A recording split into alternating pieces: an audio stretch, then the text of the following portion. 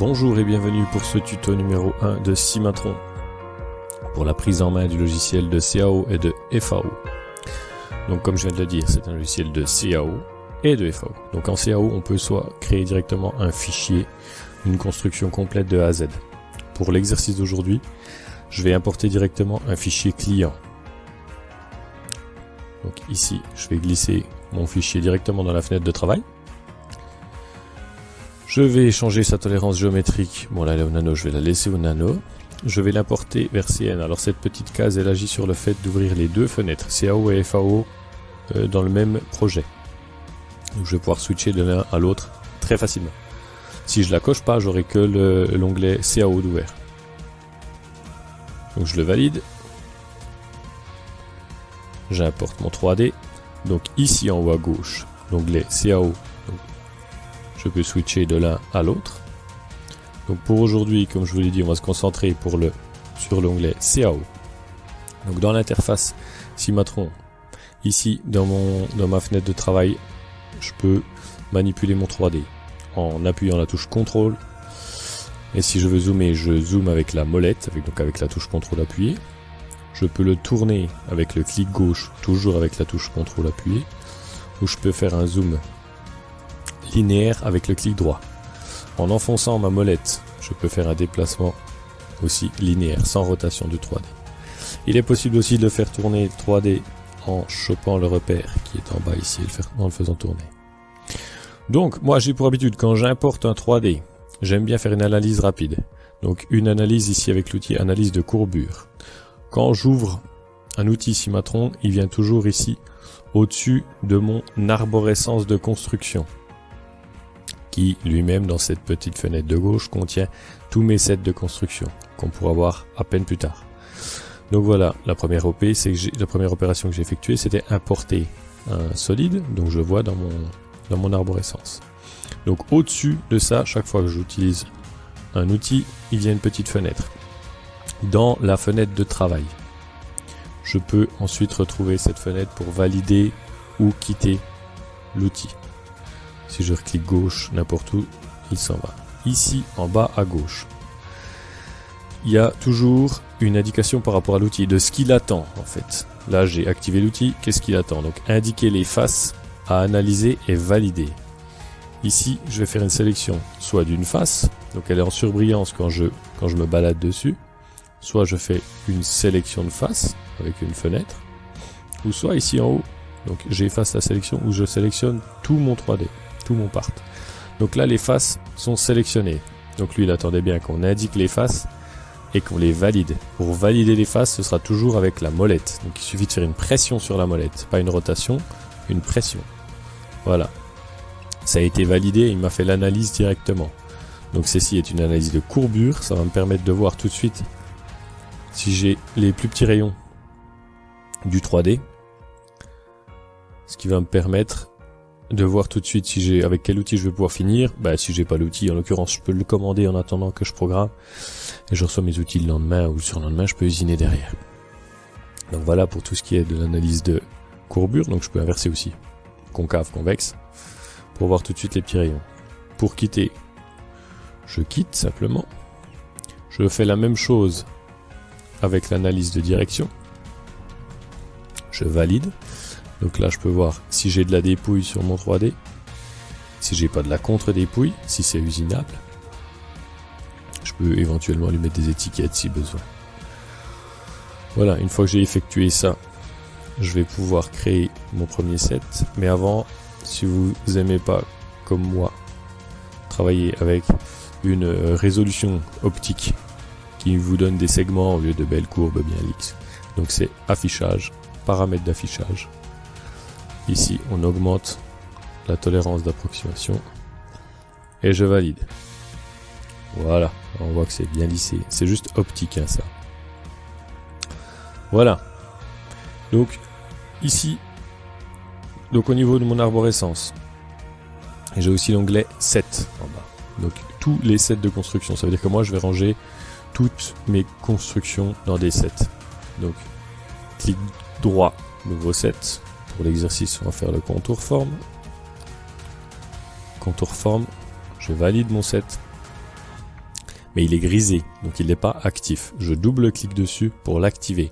À partir de ce moment-là, tout ce que je vais construire va venir se ranger dans ce set-là. Au niveau des constructions, ici, sur la droite, il y a tout ce qui est construction volumique. Ici, j'ai mis tout ce qui était surfacique. Je dis bien j'ai mis parce que vous avez la possibilité de le glisser, le mettre où vous voulez, où vous le souhaitez. Sachant que tout ce que l'on voit ici, ce sont des raccourcis.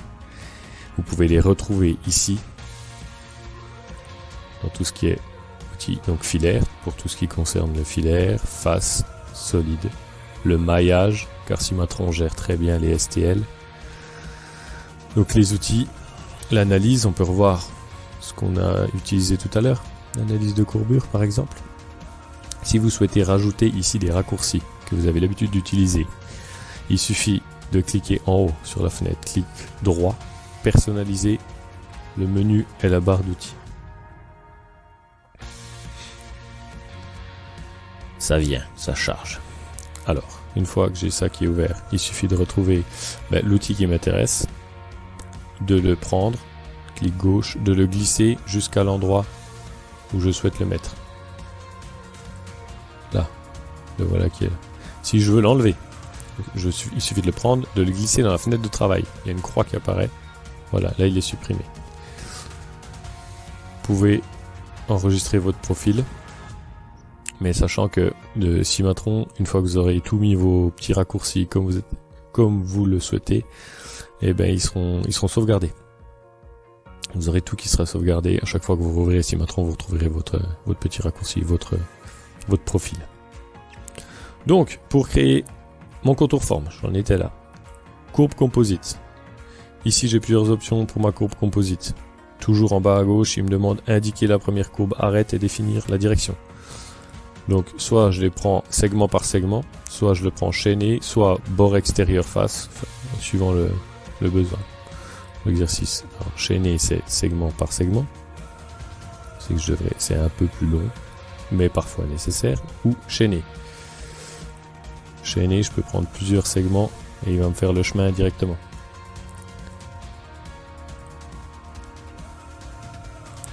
Voilà, on va faire le tour.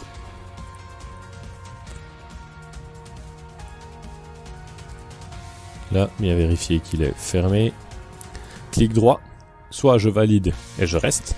Donc je continue à faire plusieurs segments si j'en ai besoin de plusieurs. Soit je valide et je sors. Ou soit, là il est activé en aperçu automatique. Donc avant de valider, j'ai un aperçu de ce qui va me valider en fait. Donc moi en l'occurrence, je valide et je sors. Donc voilà mon contour. Ici, on voit que mon set, l'ampoule elle s'est allumée. C'est pour faire apparaître tout ce qui contient mon set ou le faire disparaître en cliquant sur ces petites ampoules. Voilà. Donc, j'ai extrait la courbe pour sélectionner, je vous ai montré ça. Un outil, alors quand on reçoit un 3D, un outil qui est très utilisé quand je vais essayer enlever et étendre. Si je veux supprimer un petit rayon sur un 3D qui me convient pas, il suffit de cliquer sur le rayon, il va prendre directement tout ce qui est tangent par rapport à ce rayon. Clic droit.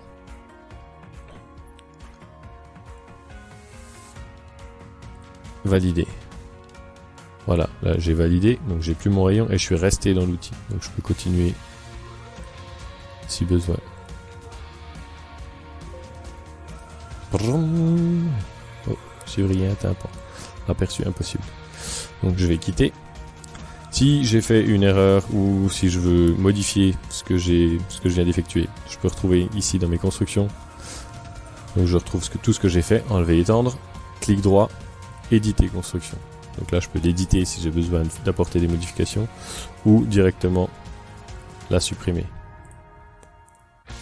Ou CTRL Z, ça fonctionne aussi. CTRL Z, ça marche également. Ça revient au même que de revenir en arrière. Voilà, pour tout ce qui est du premier tuto. N'hésitez pas à me mettre en commentaire si le format vous convient, si je voulais que j'accentue certains points, qu'on parle un peu plus spécifiquement d'un point particulier. N'hésitez pas à vous abonner, un petit pouce bleu et me mettre en commentaire, je répondrai à tous les commentaires. je vais essayer du moins. Et abonnez-vous à la chaîne activez la cloche aussi pour avoir la notification de toutes les nouvelles vidéos qui vont sortir sur la chaîne. On va enchaîner un peu les tutos là, donc restez au courant, restez informés. Moi je vous dis à très vite pour passer à l'onglet un peu plus FAO. On va poser un parcours sur le tuto 2. Alors je vous dis à très vite.